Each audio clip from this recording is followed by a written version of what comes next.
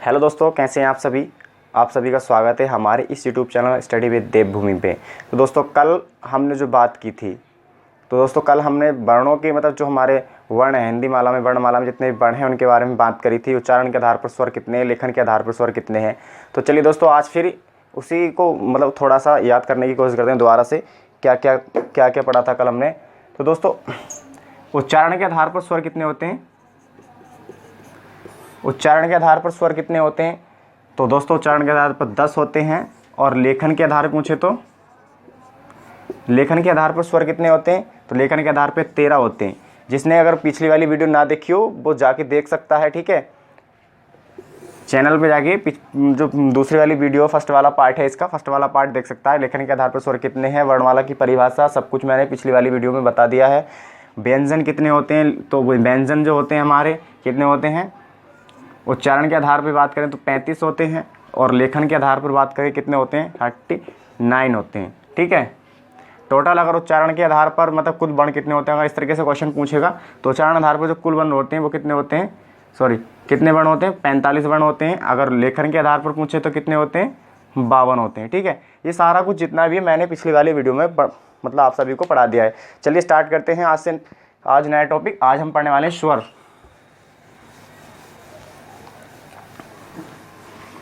ठीक है। चलिए आज देख लेते हैं स्वर के बारे में, जान लेते हैं स्वर। तो दोस्तों स्वर किसको कहते हैं, तो स्वर किसको बोलते हैं, स्वतंत्र रूप से बोले जाने वाले वर्णों को क्या कहते हैं, हम स्वर कहते हैं। क्या कहते हैं, स्वतंत्र रूप से बोले जाने वाले वर्णों को हम स्वर कहते हैं।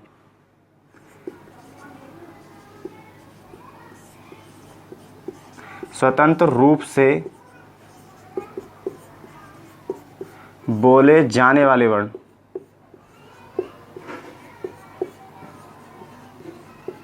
स्वतंत्र रूप से बोले जाने वाले वर्ण क्या कहलाते हैं, हमारे स्वर कहलाते हैं, ठीक है। ऐसे वर्ण, क्या ऐसे वर्ण जिनमें कोई अवरोध उत्पन्न ना हो, जिनका उच्चारण करते समय क्या ना हो, जिनका उच्चारण करते समय कोई अवरोध उत्पन्न ना हो, उनको क्या बोलते हैं, हम स्वर बोलते हैं, ठीक है। तो स्वर बोलते हैं। मैंने इनकी संख्या भी बताई थी किस तरीके से क्या है। तो चलिए देखें, तो आज इसके बारे में और डीपली जानने की बात करते हैं, चलो ठीक है। तो आज हम जो जानते हैं, सबसे पहले स्वर को जान लेते हैं। स्वर उत्पत्ति के आधार पर स्वर के भेद कितने हैं, ठीक है।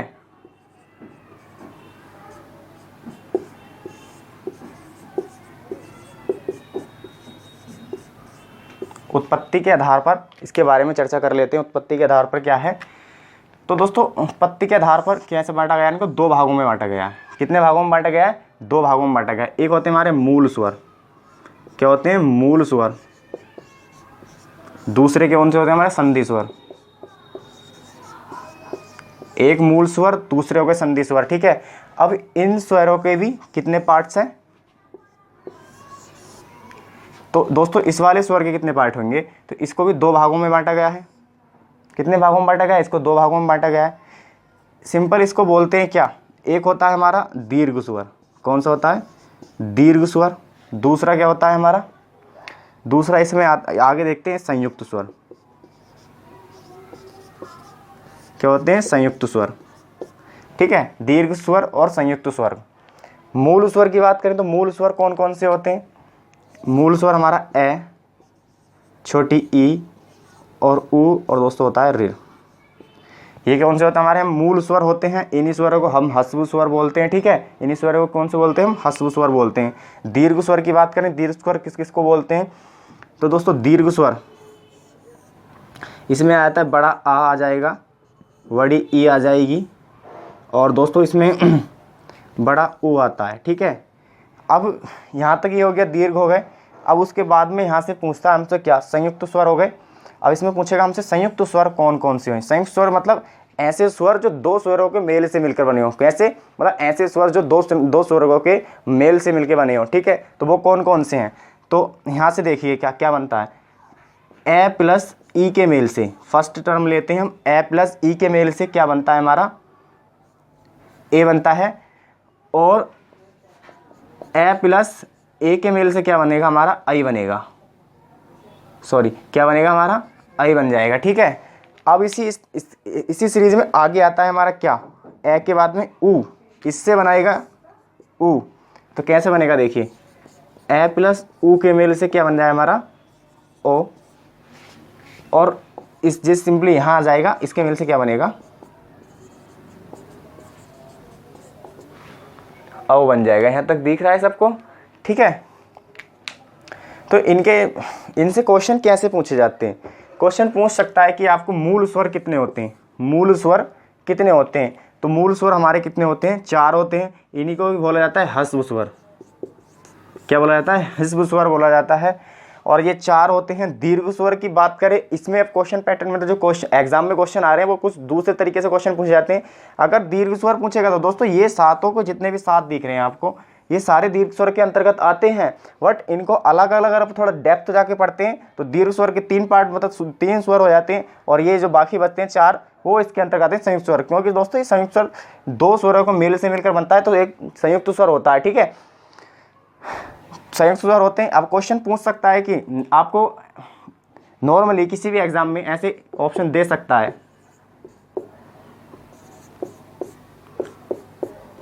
ऐसे 4 ऑप्शन दे देगा, फर्स्ट, सेकंड, थर्ड और द फोर्थ ऑप्शन दे देगा और आपसे क्वेश्चन कर लेगा। क्या क्वेश्चन पूछेगा? निम्नलिखित में से दीर्घ स्वर कौन सा है? निम्नलिखित में से ये 4 ऑप्शन दे जाएंगे आपको। इनमें से क्वेश्चन पूछेगा कि निम्नलिखित में से दीर्घ स्वर कौन सा है। तब इस कंडीशन में आपका जो ये नियम फॉलो होता है, जो इसमें दीर्घ स्वर में 7 स्वर आते हैं, वहाँ पे फेल हो जाता है। क्या हो जाता है? यहाँ पे फेल हो जाता है। तब आपको इसका आंसर क्या देना पड़ेगा? तो इनमें से निम्नलिखित में दीर्घ स्वर कौन सा नहीं है, सॉरी कौन सा नहीं है, इसमें से क्वेश्चन पूछेगा निम्नलिखित में से कौन सा दीर्घ स्वर नहीं है। तो ये तो तीनों के तीनों दीर्घ स्वर है, तीनों के तीनों दीर्घ स्वर है। जो हमारा नहीं है ये क्या है? हमारा बस ए है। ये क्या होता है? हमारा संयुक्त स्वर होता है, ठीक है। चलिए आगे देखते हैं। आगे इनका विभाजन देख लेते हैं और कैसे होता है।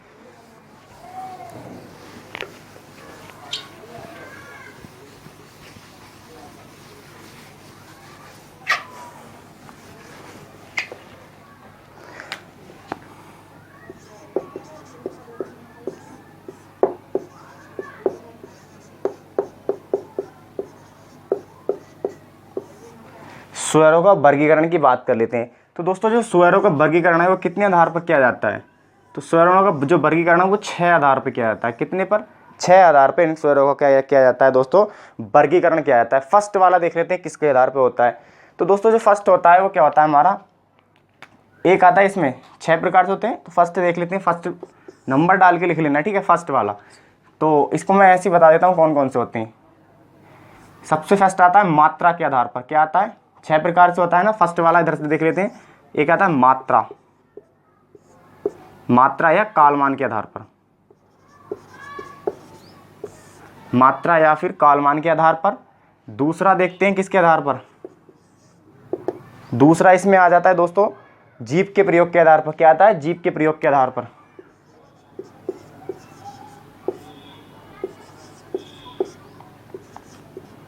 जीभ के प्रयोग के आधार पर आता है। तीसरे की बात करें, तीसरा आ जाता है दोस्तों किसके आधार पर? मुख वीवर के आधार पर। किसके आधार पर? मुख द्वार के आधार पर।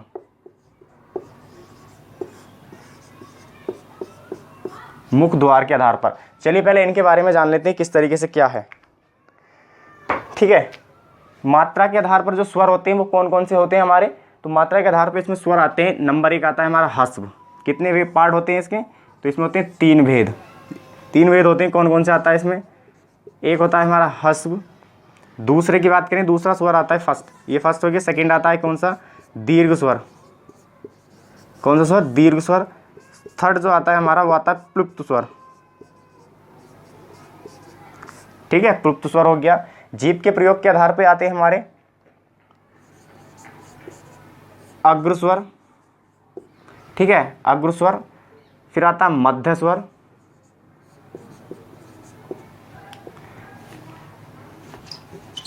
अग्र स्वर। फिर आता है क्या? मध्य स्वर।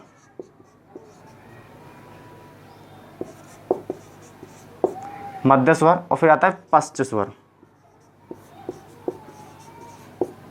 ठीक है। अब बात करें तो इसमें कौन कौन से आते हैं? ह्रस्व स्वर। तो दोस्तों इसमें मैं आपको बता चुका हूँ। क्वेश्चन पूछ ले अगर आपसे कि मूल स्वर कितने, तब भी आपको 4 लगाने। ह्रस्व स्वर पूछ ले तब भी आपको कितने लगाने? 4 बताने। लघु स्वर पूछ ले तब भी आपको कितने लगाने? 4 लगाने। सभी नाम किसके होते हैं? इसको लघु स्वर भी बोलते हैं। यहाँ से लिख लेना, इसको मैं यहाँ लिख देता हूँ लघु स्वर, और या फिर इसको ह्रस्व स्वर बोल देते हैं, ठीक है। इसके बाद इसको एक नाम से और जाना था कि मूल स्वर, क्या, मूल स्वर, ठीक है। ये सभी के सभी इसके नाम होते हैं। अगर दोस्तों थोड़ा छोटा हो तो वीडियो की क्वालिटी बढ़ा के आप उसको देख सकते हैं, फुल HD वीडियो, ठीक है।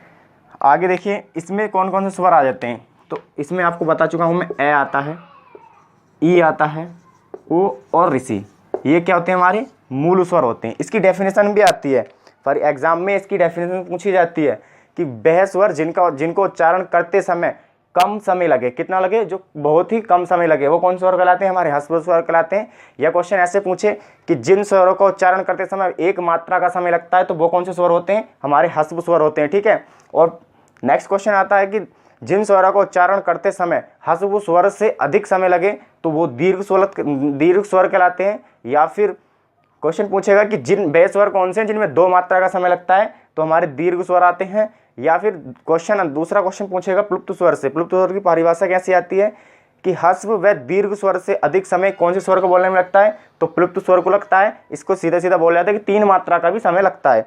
तो ये कौन कौन से होते हैं, जान लेते हैं इनके बारे में। दीर्घ स्वर कौन कौन से होते हैं, तो इसमें आ जाता है हमारा आ, इसमें आ जाता है, और ई, बड़ा ऊ, और ए, आई, ओ, औ, ठीक है। कितने हो गए, 2 2 4 6 7 हो गए, कितने हो गए, 7। तो दोस्तों उस वाले मतलब जो कैसे पूछेगा, देखो संयुक्त स्वर भी इसी के अंदर आते हैं, दीर्घ स्वर के अंदर ही संयुक्त स्वर आते हैं। अगर क्वेश्चन आपसे इस तरीके से पूछे कि दीर्घ स्वर कैसे हैं, मतलब दीर्घ स्वरों की संख्या कितनी है, तो 207 है। अगर उनको तोड़कर पूछेगा एग्जाम में, अगर 7 भी ना हो तो 3 तो देगा, ठीक है। नहीं तो पहले दीर्घ स्वर पूछेगा आपसे, दीर्घ स्वर कैसे हैं। बहुत से टीचर क्या करते हैं कि मान लो दीर्घ स्वर है, इसमें दीर्घ स्वर में दीर्घ स्वर का विभाजन करने के बाद में, जब आपने दीर्घ स्वर का विभाजन कर दिया, इसको 2 भागों में बांट दिया, एक हो गया संयुक्त हो गया, तो इसमें कितने, 3, बस कितने आ जाएंगे, 3 ही तो आएंगे। अब आप ऋषि को भी ले लेंगे इसमें, कहाँ, ये ऋषि को भी बहुत से इसके अंदर ऋषि को इंक्लूड कर देते हैं, बट वो नहीं होगा, ठीक है। कितने होते हैं, आएगा, ई और ऊ, ये होगा दीर्घ। संयुक्त की बात करें तो कौन कौन से होते हैं, ये हो जाएगा ए, ये होगा हमारे संयुक्त स्वर। तो इनको भी याद कर लेना, ठीक है। ये जैसे मैंने आपको लिखवाई ना वैसे ही लिखते चलें, ठीक है। ये हो गया। अब बात आती है प्लुप्त स्वर की। परिभाषा इनकी मैंने आपको बोल दूंगा एक बार और से। प्लुप्त स्वर की बात करें तो इसमें आता है जैसे जो नाटकों में प्रयोग किए जाते हैं। ये कौन से प्रयोग किए जाते हैं, नाटक में प्रयोग किए जाते हैं। तो जैसे बोलते हैं हम सिंपली राम, क्या, जैसे खींच के बोला जाता है कि राम, इस तरीके से। जैसे कि जो नाटक होते हैं, जो भी होते हैं ना नाटक वगैरह, तो उनके अंदर ये स्वर प्रयोग किया जाता है, कौन सा, प्लुप्त स्वर, ठीक है। तो नाटक या फिर संवादों में प्रयुक्त होने वाला स्वर कौन सा है, ये क्वेश्चन पूछा गया है कि नाटक व संवादों में प्रयुक्त होने वाला स्वर कौन सा है, तो वो कौन सा स्वर है, प्लुप्त स्वर है, ठीक है। चलिए आगे जानते हैं फर्स्ट स्वर, अग्र स्वर के बारे में, ठीक है।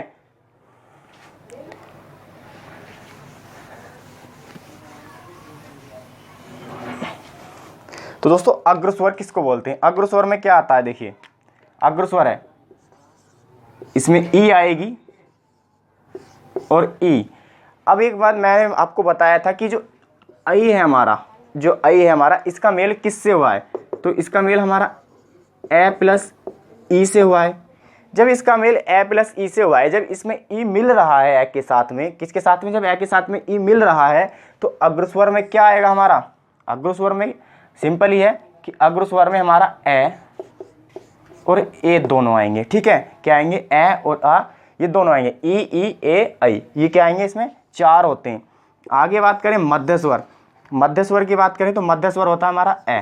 कौन सा स्वर होता है हमारा, मध्य स्वर की बात करें तो दोस्तों मध्य स्वर हमारा ए होता है। इसके बाद में आता है पश्च स्वर। कौन सा स्वर, पश्च स्वर। तो इसमें आता है उ और उ आता है। सेम कंडीशन इसमें भी ऐसी रहेगी, ओ किसके मेल से बन के बनता है, तो ए प्लस उ के मेल के बनता है। तो दोस्तों ये आपके आगे जाके संधि में भी काम आने वाले हैं, किसमें, संधि में भी ये काम आएंगे, ठीक है। तो इसमें जब उ इंक्लूड है तो इसमें भी क्या आ जाएगा, ये आ जाएंगे, ठीक है। हो गए ये, तो 4 हो गए। अभी तक यहाँ तक क्वेश्चन की बात करें तो यहाँ से क्वेश्चन क्या पूछा जाएगा, तो देखिए क्वेश्चन क्या पूछा जाता है यहाँ से, जीभ के प्रयोग के आधार पर स्वर के कितने, मतलब जो जीभ के प्रयोग के आधार पर स्वर कितने भागों में बांटे गए हैं। तो जीभ के आधार पर स्वर कितने भागों में बांटे गए हैं, तो 3 भागों में बांटे गए हैं, अग्र स्वर, ह्रस्व स्वर, मतलब अग्र स्वर, मध्य स्वर और पश्च स्वर। अग्र स्वर में कौन कौन से स्वर आते हैं, तो दोनों ई और ऐ आते हैं, ठीक है। मध्य स्वर, जो मध्य से बोला जाना स्वर वाला स्वर है, वो कौन सा स्वर है, तो ए है। पश्च स्वर की बात करें तो पश्च स्वर कौन सा है, तो उ और ओ ऐ है, ठीक है। 4 होते हैं। और इसमें अगर बात कर लें, एक और आ जाता है, एक आता है दोस्तों, ये आ के ऊपर चंद बिंदी लगी होती है, ये भी इसके साथ में इंक्लूड होता है, तो ये भी इसी में बोला जाता है। और एक आता है हमारा आ, क्या आता है, आ, तो ये भी आपको याद रखना है, बोल के देख लेना उच्चारण करते समय आ, तो कहाँ से हमारे कंठ के बीच में से आवाज़ आ रही है ना, तो पीछे से आ रही है, तो उसको क्या बोलेंगे हम, पश्च स्वर बोलते हैं, ठीक है। अब आते हैं मुख द्वार या फिर वीवर के आधार पर, ठीक है। चलिए आगे जानते हैं इसके बारे में, इसको साफ कर देता हूं। मुख द्वार या फिर वीवर के आधार पर हो गया है, मतलब अग्रस्वर पश्च स्वर सारे हो गए हैं, ठीक है।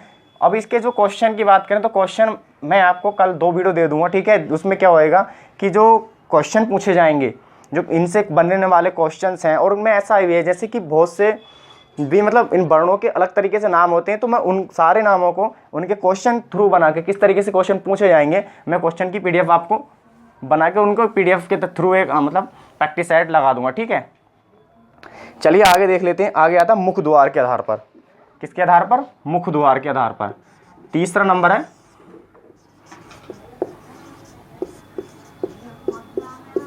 मुख द्वार के आधार पर। तो इसको कितने भागों में बांटा गया है, इसको 4 भागों में बांटा गया है, ठीक है। कितने भागों में बांटा गया है, 4 भागों में। फर्स्ट आता है विव्रत, क्या बोलते हैं इसको, विव्रत, इसको बोला जाता है ओपन, क्या बोला जाता है इसको, ओपन भी बोल देते हैं, क्या बोलते हैं इसको, ओपन बोलते हैं। फर्स्ट हो गया। सेकंड आता है क्या, अर्ध, अर्ध विव्रत, अर्ध विव्रत, इसको बोलते हैं हाफ, हाफ ओपन।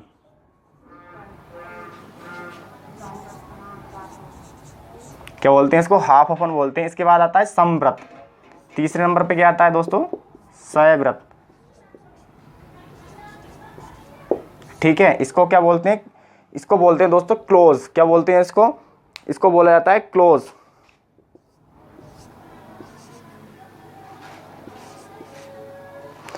क्लोज, ठीक है, इसको बोलते हैं क्लोज। फिर इसके बाद में आता है अर्ध समव्रत।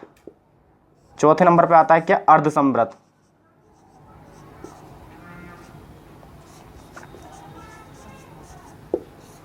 अर्ध सम की बात करें तो क्या आता, क्या बोला जाता है इसको, हाफ,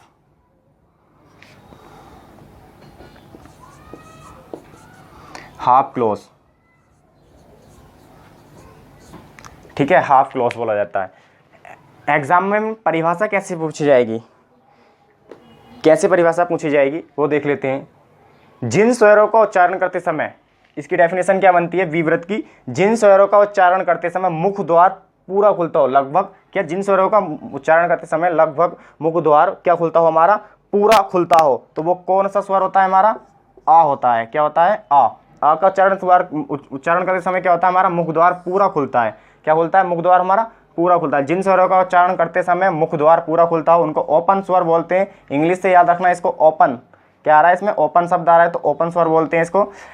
आगे बात करें तो अर्धविव्रत, अर्धविव्रत का मतलब क्या होता है, हाफ ओपन। जिन स्वरों का उच्चारण करते समय लगभग मुख द्वार आधा खुलता हो, कितना, आधा खुलता हो, तो उसको क्या बोलेंगे, ओपन स्वर बोलते हैं, ठीक है। आगे आते समव्रत।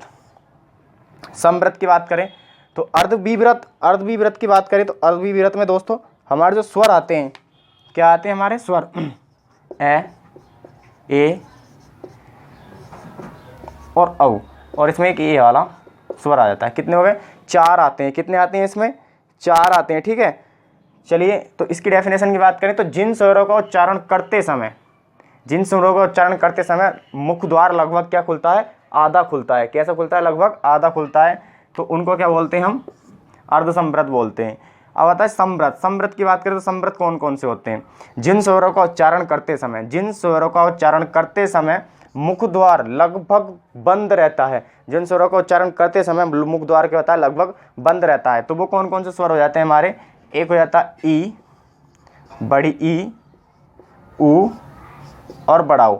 इन स्वरों का उच्चारण करते समय क्या होता है? हमारा जो मुख द्वार है लगभग क्या रहता है? बंद रहता है। ठीक है, आगे आता है अर्धसंवृत। अर्धसंवृत स्वर कौन से होते हैं? जिन स्वरों का उच्चारण करते समय मुख द्वार लगभग क्या होता है? हमारा बंद हो जाता है।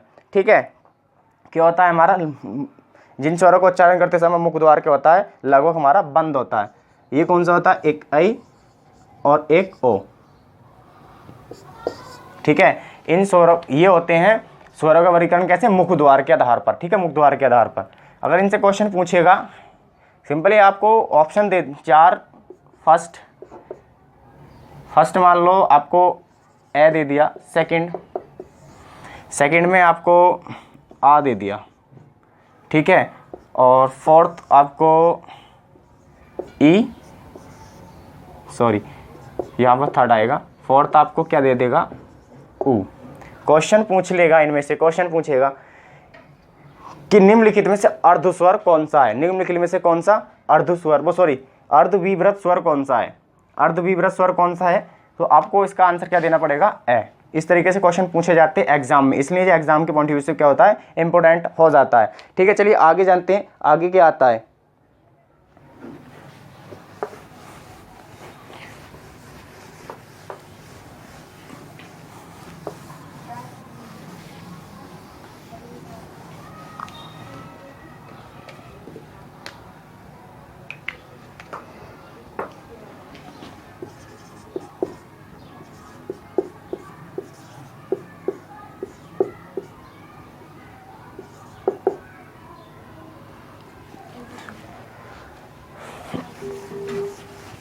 आगे आता है दोस्तों होठों की स्थिति पर। किसकी? ओष्ठ बोल देते हैं इनको। ठीक है, ओष्ठ की स्थिति पर, स्थिति के आधार पर। ठीक है, इसके किसके? होठों की स्थिति के आधार पर। इनको दो भागों में बांटा जाता है। किनको? इनको दो भागों में बांटा जाता है। एक होता है हमारा कौन कौन सा होता है? एक होता है हमारा अर्धव्रतमुखी।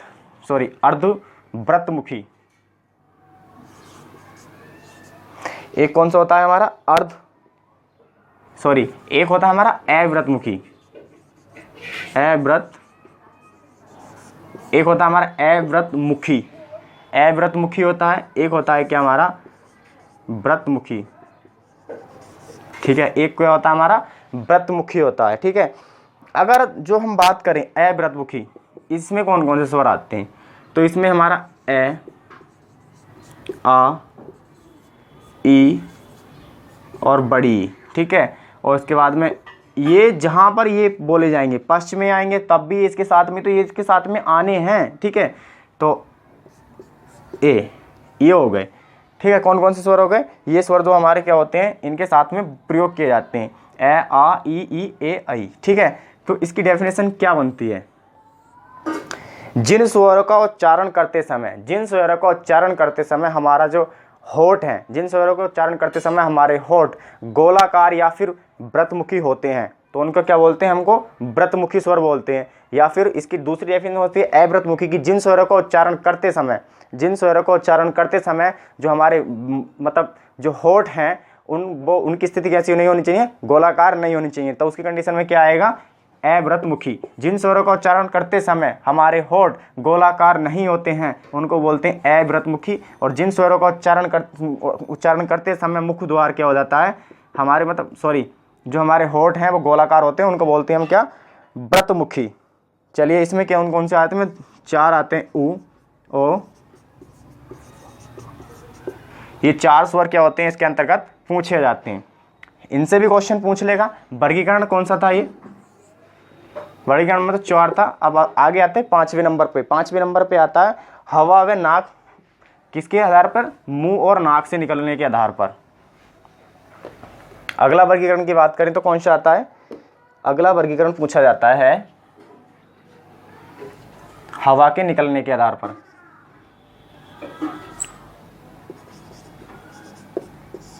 हवा के नाक व मुंह।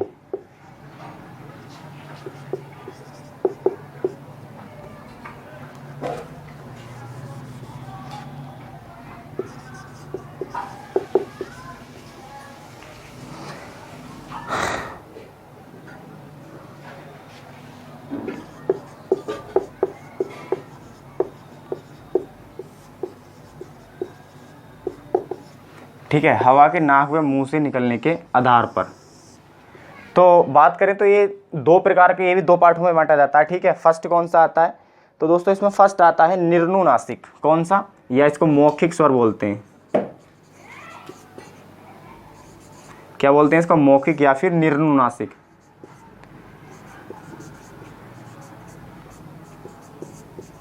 निर्नुनासिक। और दूसरा कौन सा आता है, फर्स्ट हो गया। सेकंड कौन सा आता है, सेकंड को बोलते हैं क्या हम, सेकंड को बोला जाता है दोस्तों अनुनासिक। क्या बोलते हैं सेकंड को,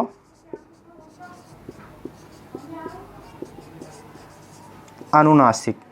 मतलब ये कौन कौन से स्वर होते हैं, इसकी डेफिनेशन कैसे बनती है। ठीक है,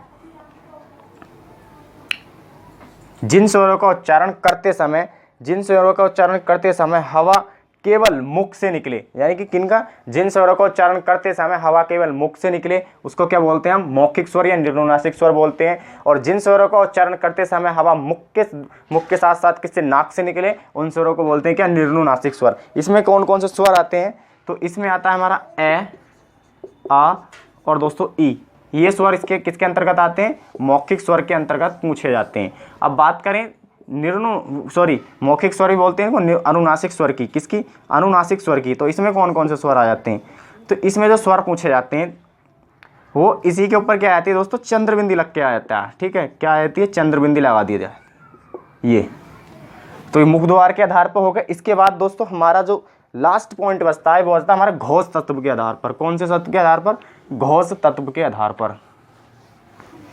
लास्ट कौन सा बचता है हमारा, घोष।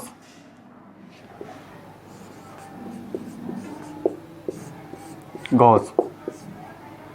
तो दोस्तों ये जो क्वेश्चन बनता है किस तरीके से, इसकी डेफिनेशन क्वेश्चन बनता है कि जिन स्वरों का उच्चारण करते समय, जिन स्वरों का उच्चारण करते समय, जिन स्वरों का उच्चारण करते समय स्वर तंत्रियों में कंपन हो। जिन स्वरों को बोलते समय क्या होती है, हमारे शरीर में जो हमारे शरीर में कंपन पैदा हो, उन स्वरों को क्या बोलते हैं हम, घोष स्वर बोलते हैं। तो दोस्तों यहाँ पर लिख लेना सभी स्वर, कितने, सभी स्वर,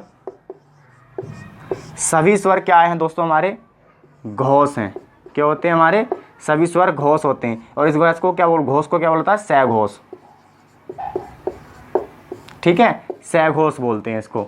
तो आगे देखते हैं दोस्तों स्वरों का जो वर्गीकरण है, उच्चारण स्थान के आधार पर किस तरीके से बोले जाते हैं। क्वेश्चन पूछेगा कि सभी स्वर क्या हैं, तो दोस्तों सभी स्वर क्या हैं, मतलब हमारे क्या होते हैं, सघोष होते हैं। ठीक है, सभी स्वर हमारे क्या होते हैं, सघोष होते हैं। चलिए आगे देखते हैं। आगे क्वेश्चन आता है उच्चारण स्थान के आधार पर, उच्चारण स्थान के आधार पर। ठीक है, उच्चारण स्थान के आधार पर। तो उच्चारण स्थान के आधार पर क्या क्या होते हैं मैं आपको बता देता हूं। ठीक है, उच्चारण स्थान के आधार पर फर्स्ट यहां से आता है कंठ है, कंठ है, कंठ के बाद आता है तालु, इसको तालव्य भी बोलते हैं।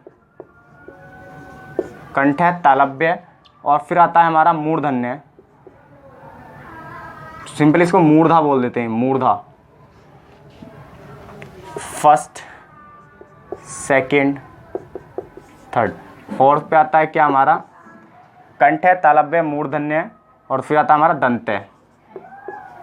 दंत्य के बाद आता है 5वें नंबर पे क्या, ओष्ठ। ओष्ठ बोल देते हैं या फिर होठ बोल देते हैं, ओष्ठ। ठीक है, इसके बाद यहां तक देख लेते हैं पहले एक बार।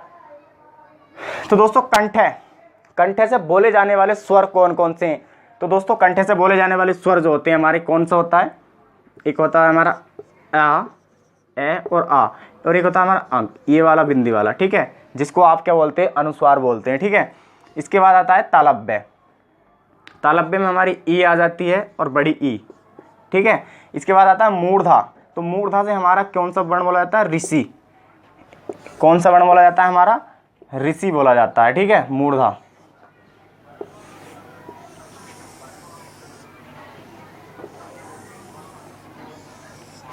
कौन सा वर्ण बोला जाता है हमारा? ये इस तरीके से कर लीजिए, आपको दिखता में आसानी होगी, ठीक है। मूर्धा। दंत्य, दोस्तों बात करें दंत्य, दंत्य से कोई भी स्वर नहीं बोला जाता है हिंदी में। क्या? हिंदी वर्णमाला में कोई भी स्वर दंत्य से नहीं बोला जाता है, ठीक है। हिंदी में कोई भी स्वर दंत्य से नहीं बोला जाता है। आगे बात करें औष्ठ की, तो इस पे हमारा उ और उ आ जाती है, ठीक है। तो दोस्तों रह क्या गया है? रह क्या गया है? देख लीजिए क्या रहा है। एक ए प्लस ई के मेल से क्या मिलके बना था? ए, और ये दोनों मिलके बने थे। जब ये ई के मेल से मिलके बना है और ए से भी मिलके बना है, तो ए का स्थान क्या है? कंठ है, और इसका क्या है? तालु। इन दोनों से मिलके क्या बनेगा हमारा? कंठ तालु, ठीक है। क्या बनेगा इनसे? हमारा कंठ तालु। तो ये दोनों स्वर कैसे हो जाएंगे? एक मिनट साफ करके लिख देता हूं, ठीक है। तो ये जो किसके मेल से बन के बने? ए प्लस ई के मेल से बने, ए प्लस ई के मेल से मिलके बने हैं। तो ये यहाँ पर कौन से स्वर हो जाएंगे? ए और आई। ये दोनों स्वर कैसे हैं? कंठ तालव्य है। कौन से स्वर है? कंठ तालु या फिर कंठ तालव्य स्वर की बात करें तो कौन से स्वर आते हैं हमारे? ए और आई आ जाते हैं। इसके बाद नेक्स्ट देख लेते हैं। नेक्स्ट दोस्तों पूछता है क्या? ओष्ठ वाला। ओष्ठ वाला पूछ लेता है इसमें। तो उ किसके? ए प्लस उ के मेल से क्या मिलके बनता है?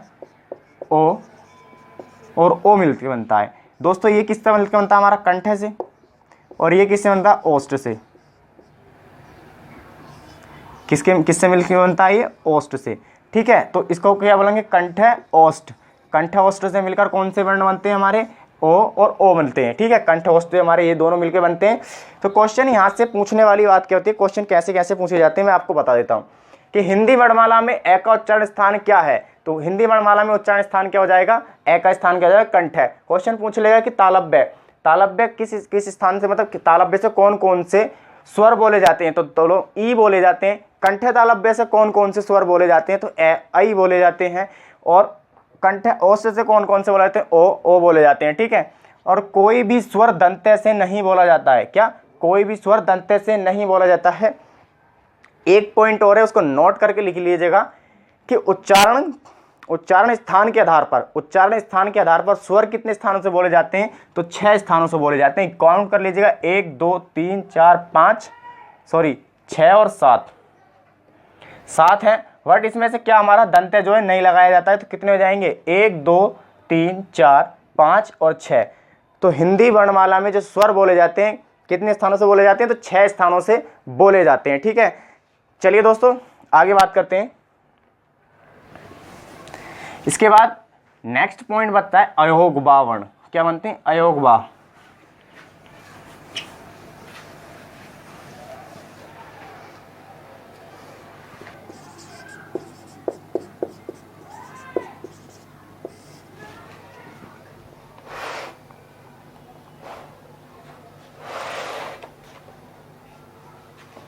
तो अयोग्यवा वर्ण कौन कौन से हो गए हमारे? 2 हो जाते हैं। एक होता है कौन सा? एक होता है हमारा अनुस्वार,